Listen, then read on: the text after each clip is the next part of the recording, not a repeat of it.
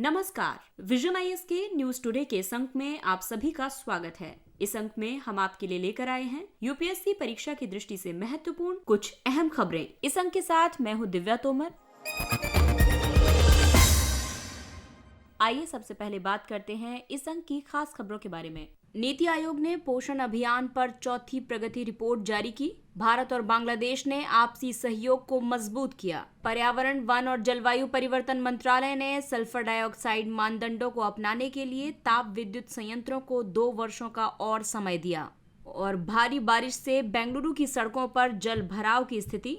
Foundation learning के अनुसार कक्षा 3 के 11% बच्चों के पास गणित का बुनियादी कौशल ज्ञान नहीं है। प्रधान वैज्ञानिक सलाहकार के कार्यालय ने इंजीनियरिंग, विज्ञान और प्रौद्योगिकी में महिलाएं यानी वेस्ट पहल का शुभारंभ किया।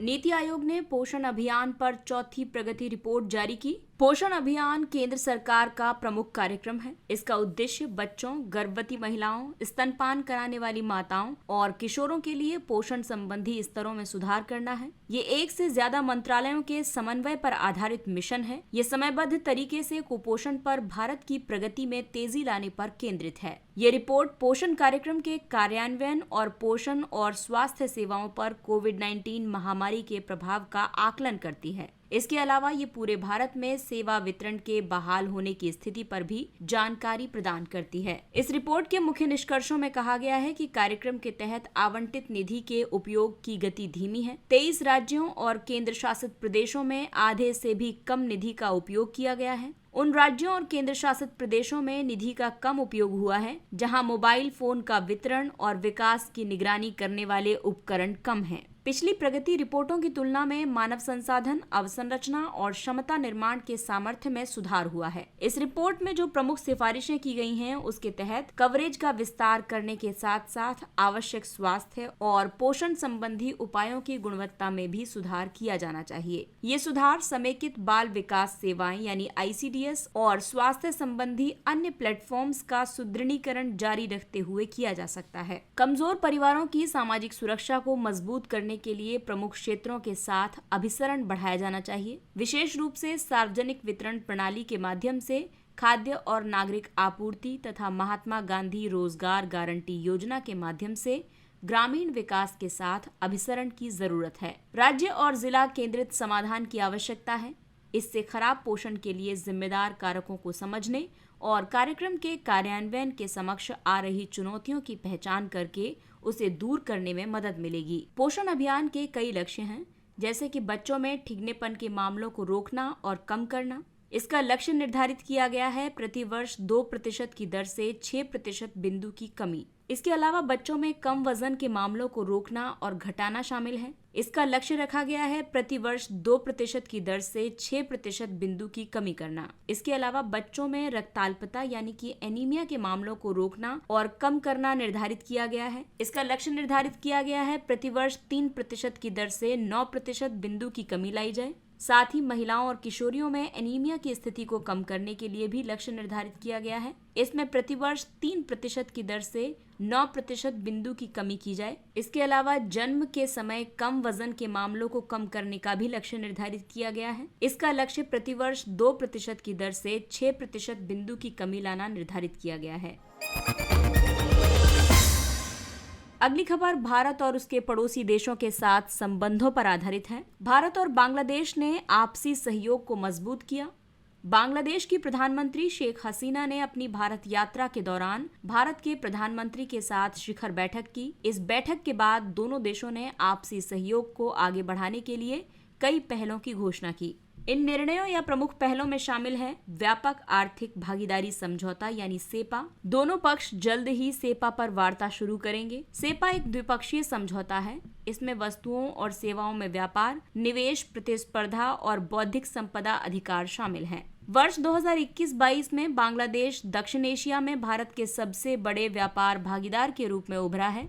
इसके अलावा ये विश्व भर में भारतीय निर्यात का चौथा सबसे बड़ा गंतव्य भी बना है। भारत बांग्लादेश का दूसरा सबसे बड़ा व्यापार भागीदार है। इसके अलावा दूसरा मुद्दा है जल बंटवारे का। कुशियारा नदी के जल बंटवारे पर समझौता ज्ञापन पर हस्ताक्षर किए गए। वर्ष 1996 में संपन्न गंगा जल संधि के बाद दोनों देशों के बीच जल बंटवारे पर ये पहला समझौता है। इस समझौते से दक्षिणी असम और बांग्लादेश के सिलहट डिवीजन में रहने वाले लोगों को लाभ होगा। कुशियारा भारत बांग्लादेश सीमा पर बराक नदी की एक शाखा के रूप में तब उत्पन्न होती है जब बराक नदी कुशियारा और सूरमा नामक दो शाखाओं में विभाजित हो जाती है। इसके अलावा कनेक्टिविटी परियोजनाओं पर भी ध्यान दिया गया। रूपसा पुल का उद्घाटन किया गया। ये पुल खुलना मंगला बंदरगाह रेल परियोजना का हिस्सा है। खुलना दर्शना रेलवे लिंक परियोजना के माध्यम से भारत के गेदे दर्शना से बांग्लादेश के खुलना के बीच की मौजूदा अवसंरचना में सुधार किया जा रहा है। इसके अलावा पार्वतीपुर कोनिया रेलवे लाइन पहले से मौजूद बांग्लादेश के बिरोल और पश्चिम बंगाल के राधिकापुर क्रॉस बॉर्डर रेल से जुड़ेगी। अन्य मुद्दों में जल बंटवारा, रेलवे, अंतरिक्ष विज्ञान और न्यायपालिका से संबंधित कई समझौता ज्ञापनों पर हस्ताक्षर किए गए। खुलना के रामपाल में मैत्री विद्युत संयंत्र का उद्घाटन किया गया। इसे रियायती वित्त पोषण योजना के तहत भारतीय विकास सहायता के रूप में स्थापित किया जा रहा है।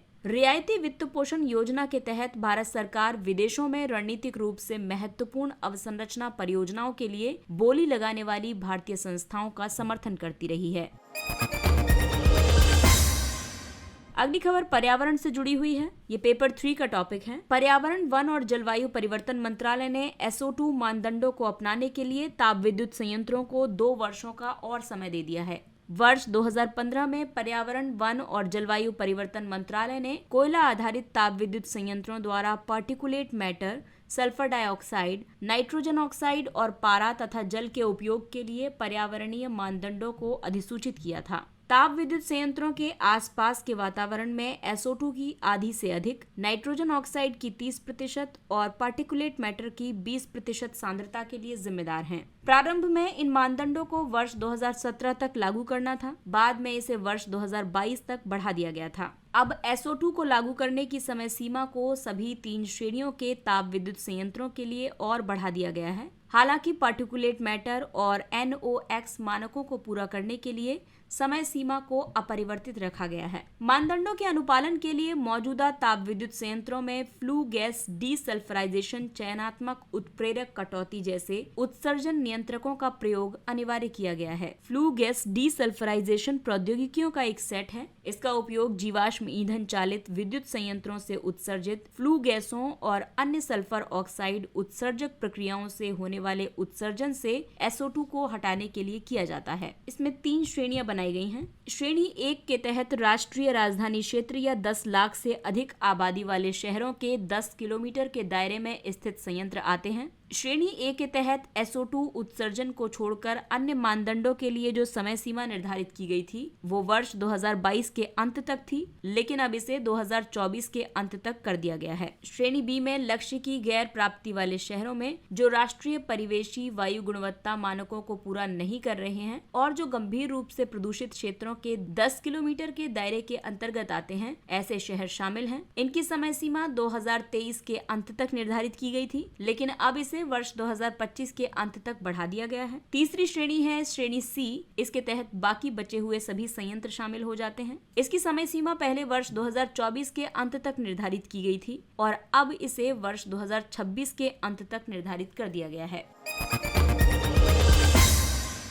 प्रधान वैज्ञानिक सलाहकार के कार्यालय ने इंजीनियरिंग विज्ञान और प्रौद्योगिकी में महिलाएं यानी वेस्ट पहल का शुभारंभ किया। वेस्ट I-STEM यानी कि भारतीय विज्ञान, प्रौद्योगिकी और इंजीनियरिंग सुविधाएं मानचित्र की नई पहल है। ये पहल महिलाओं को विज्ञान, प्रौद्योगिकी और नवाचार प्रणाली में योगदान करने के लिए सशक्त बनाएगी। I-STEM एक राष्ट्रीय वेब पोर्टल है। इस पोर्टल पर अनुसंधान उपकरण या सुविधाओं को साझा किया जाता है। इसके अलावा इसका उपयोग एकेडमिक और उद्योग, विशेष रूप से स्टार्टअप्स के बीच अनुसंधान और विकास तथा तकनीकी नवाचार में सहयोग को बढ़ावा देने के लिए किया जाता है। I-STEM प्रधानमंत्री विज्ञान, प्रौद्योगिकी और नवाचार सलाहकार परिषद मिशन के तहत PSA की एक पहल है। वेस्ट पहल के माध्यम से I-STEM विज्ञान में विशेष रुचि रखने वाली महिला शोधकर्ताओं, वैज्ञानिकों और प्रौद्योगिकीविदों को विज्ञान एवं इंजीनियरिंग में अनुसंधान करने के लिए एक अलग मंच प्रदान करेगा। इस पहल के तहत जो कौशल विकास कार्यक्रम हैं, वे विज्ञान और प्रौद्योगिकी पृष्ठभूमि वाली महिलाओं को उनकी क्षमताओं पर काम करने के लिए प्रशिक्षण प्रदान करेंगे। साथ ही iSTEM पोर्टल के माध्यम से उपलब्ध अनुसंधान और विकास सुविधाओं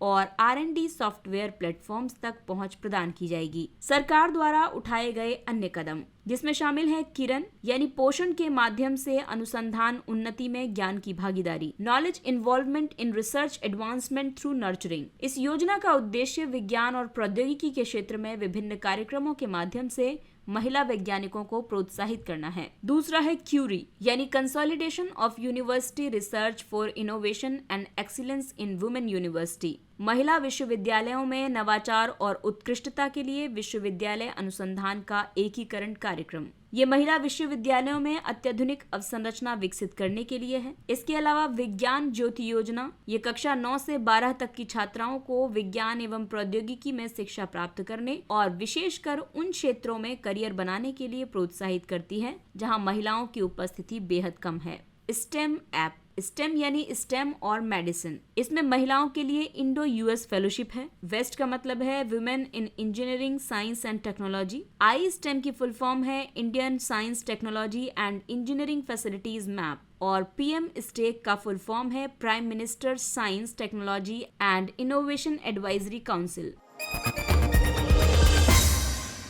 अगली खबर शहरी बाढ़ से संबंधित है। भारी बारिश से बेंगलुरु की सड़कों पर जलभराव की स्थिति बन गई है। हाल के वर्षों में भारत में शहरी बाढ़ की कई आपदाओं को देखा गया है। पिछले कुछ वर्षों में मुंबई, चेन्नई, दिल्ली, कोलकाता आदि जैसे प्रमुख शहर इस तरह की आपदा से बुरी तरह से प्रभावित हुए हैं। शहरी बाढ़ वास्तव में सघन रूप से बसे शहरों की विभिन्न परिसंपत्तियों के जलमग्न हो जाने की घटना है। इसका प्रमुख कारण बहुत कम रिसाव वाली सतहों पर भारी बारिश होना है। इसके कारण जल निकासी प्रणालियों की क्षमता कम पड़ जाती है और शहरी बाढ़ के काफी प्रभाव पड़ते हैं। शहर में आई इस तरह की बाढ़ से शहरी अवसंरचना को नुकसान पहुंचता है, जान माल की क्षति होती है और संपत्ति को नुकसान पहुंचता है। साथ ही महामारी का खतरा बढ़ जाता है, जल की गुणवत्ता में गिरावट आती है और औद्योगिक गतिविधियों में बाधा के कारण आर्थिक नुकसान होता है। शहरी बाढ़ में योगदान देने वाले कारक हैं मौसम विज्ञान संबंधी कारक। इसमें भारी वर्षा, चक्रवाती तूफान और बादल फटने जैसी घटनाएं शामिल हैं। वहीं जल विज्ञान संबंधी कारकों में जल विभाजकों के अलग अलग हिस्सों से अपवाह का एक साथ प्रवाह, तटबंधों से ऊपर प्रवाह होने पर चैनल नेटवर्क का अभाव आदि शामिल है। और मानव जनित कारक भूमि उपयोग में परिवर्तन, बाढ़ के मैदान का अतिक्रमण, शहरी सूक्ष्म जलवायु में परिवर्तन आदि शामिल हैं। शहरी बाढ़ रोकने के लिए कई पहलें भी आरंभ की गई हैं। राष्ट्रीय आपदा प्रबंधन प्राधिकरण ने वर्ष 2005 में शहरी बाढ़ को साधारण बाढ़ से अलग आपदा का दर्जा दिया था। इसके लिए अलग दिशा निर्देश जारी किए गए थे।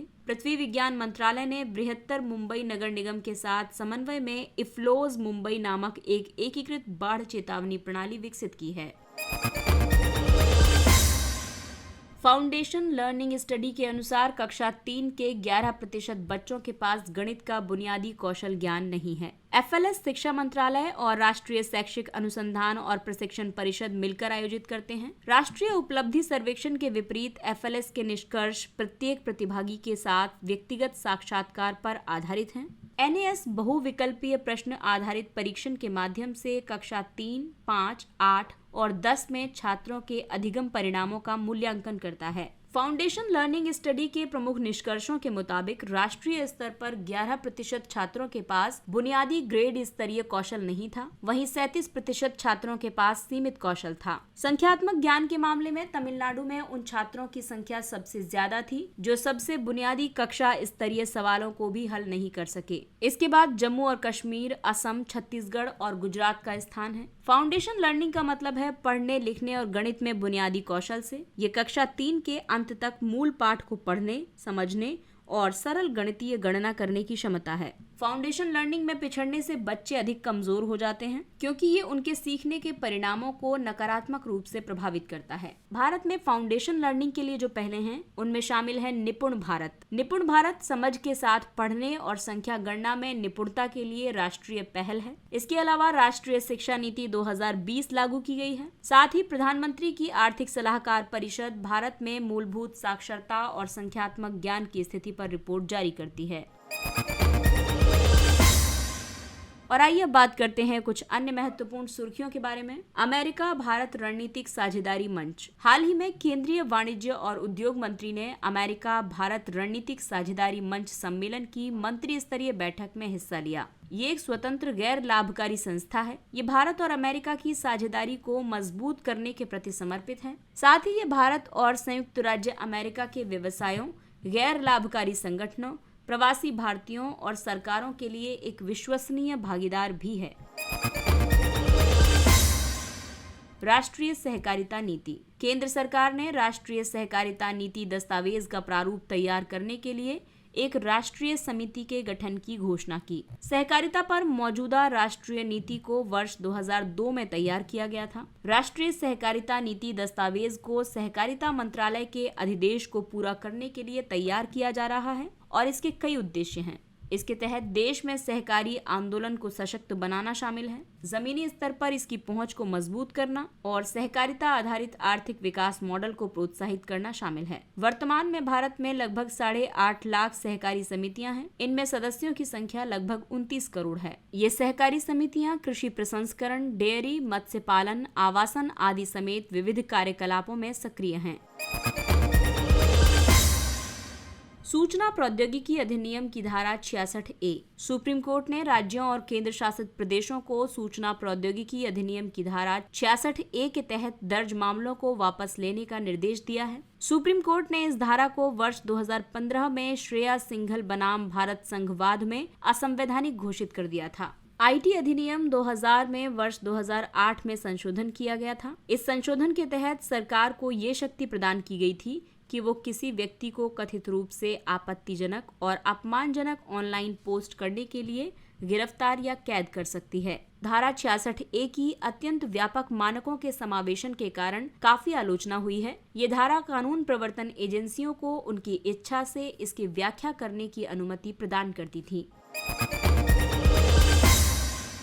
अगली खबर है रोजगार योग्यता कौशल पर संशोधित पाठ्यक्रम। कौशल विकास और उद्यमिता मंत्रालय ने योग्यता कौशल पर संशोधित पाठ्यक्रम शुरू किया है। ये पहल फ्यूचर राइट स्किल्स नेटवर्क द्वारा समर्थित है। ये पहल भारत के युवाओं को भविष्य के लिए तैयार करने के लिए क्वेस्ट अलायंस, एक्सेंचर, सिस्को और जेपी मॉर्गन का एक सहयोगी प्रयास है। इस पहल से 15,600 से अधिक सरकारी और निजी औद्योगिक प्रशिक्षण संस्थानों यानी ITI के 2.5 मिलियन से ज्यादा छात्र लाभान्वित होंगे। इसमें हिंदी और अंग्रेजी में एक नया और विस्तारित 120 घंटे का पाठ्यक्रम भी शामिल किया गया है। इस संशोधित पाठ्यक्रम का उद्देश्य अपने आप सीखने की मानसिकता का निर्माण करना है। साथ ही महामारी के बाद की दुनिया में करियर के लिए तैयार होना है, नए करियर के बारे में जागरूकता विकसित करना और 21वीं सदी के कौशल से युक्त होना है। सतलुज यमुना लिंक नहर। सुप्रीम कोर्ट ने हरियाणा और पंजाब के मुख्यमंत्रियों से सतलुज यमुना लिंक नहर विवाद पर समाधान निकालने के निर्देश दिए। ये सतलुज और यमुना नदियों को जोड़ने वाली एक प्रस्तावित 214 किलोमीटर लंबी नहर है। इसकी योजना वर्ष 1966 में बनाई गई थी। नहर केस पूरा होने के बाद हरियाणा और पंजाब के बीच रावी और व्यास नदियों के जल को साझा करने में मदद मिलेगी। सतलुज यमुना लिंक नहर हरियाणा के दक्षिणी हिस्सों में जल की कमी को दूर करने में मदद करेगी। हरियाणा ने SYL नहर निर्माण के अपने हिस्से को वर्ष 1980 में पूरा कर लिया था, जबकि पंजाब अतिरिक्त जल की अनुपलब्धता के बहाने निर्माण में देरी कर रहा है।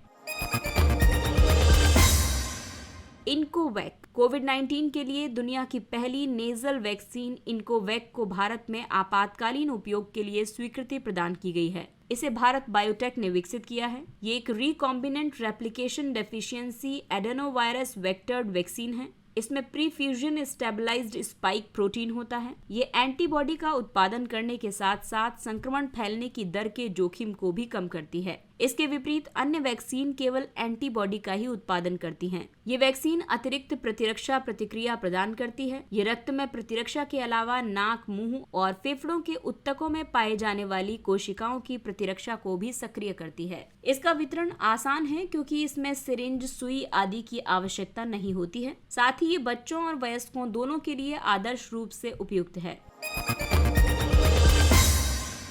स्थानीय रूप से उत्पादित गैस के लिए मूल्य निर्धारण फॉर्मूला। भारत सरकार ने स्थानीय रूप से उत्पादित गैस के मूल्य निर्धारण फॉर्मूले की समीक्षा के लिए एक पैनल का गठन किया है। इस कदम का उद्देश्य अंतिम उपभोक्ता को उचित मूल्य सुनिश्चित करना, मुद्रास्फीति को कम करना और स्वच्छ ईंधन के उपयोग को बढ़ावा देना है। वर्ष 2014 से भारत ने स्थानीय गैस की कीमतों को Henry hub, Alberta gas, NBP और रूसी गैस सहित वैश्विक मानदंडों से संबद्ध एक फॉर्मूले से जोड़ रखा है। भारत ने वर्ष 2016 से अत्यधिक गहरे जल और चुनौतीपूर्ण क्षेत्रों से उत्पादित गैस की अधिकतम कीमत को निर्धारित करना शुरू किया है। साथ ही इन क्षेत्रों के ऑपरेटरों को विपणन स्वतंत्रता प्रदान की गई है।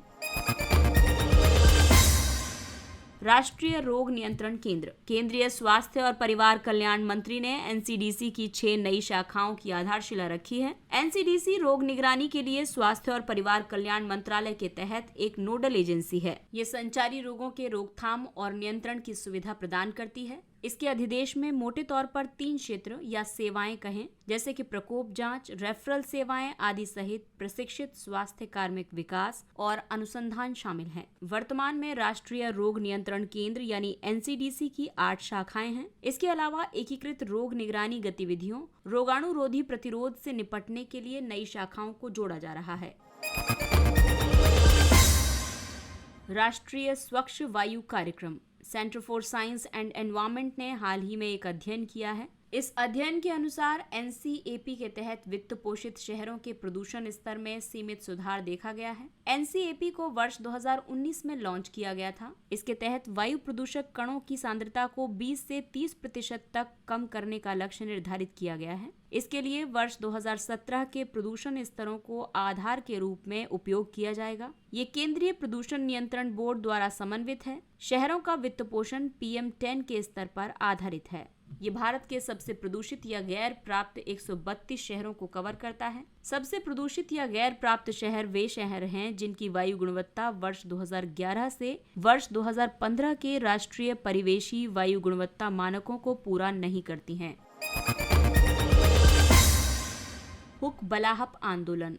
हुक बलाहप आंदोलनों को हुक विद्रोह भी कहा जाता है। यह आंदोलन फिलीपींस में एक कम्युनिस्ट नेतृत्व वाला किसान आधारित आंदोलन था। इसकी जड़ें राजनीतिक, आर्थिक और सामाजिक असमानताओं के पूर्व औपनिवेशिक युग से जुड़ी थी। इसकी स्थापना 1940 के दशक में की गई थी।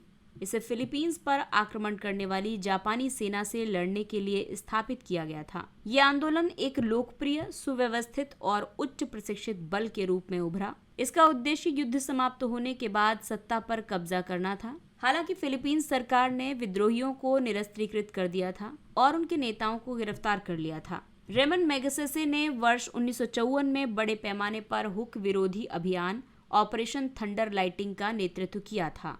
इसके साथ ही यह अंक समाप्त होता है। अगले अंक में फिर मुलाकात होगी कुछ अन्य महत्वपूर्ण खबरों के साथ। तब तक अपना ख्याल रखिए, सुरक्षित दूरी बनाए रखिए, मास्क पहनिए, हाथ और चेहरा साफ रखिए। और अगर ये कंटेंट और जानकारी आपको पसंद आ रही है तो और छात्रों के बीच में भी इसे शेयर कीजिए, सब्सक्राइब कीजिए और इसी अपील के साथ विजन IAS की पूरी टीम को दीजिए इजाजत। नमस्कार।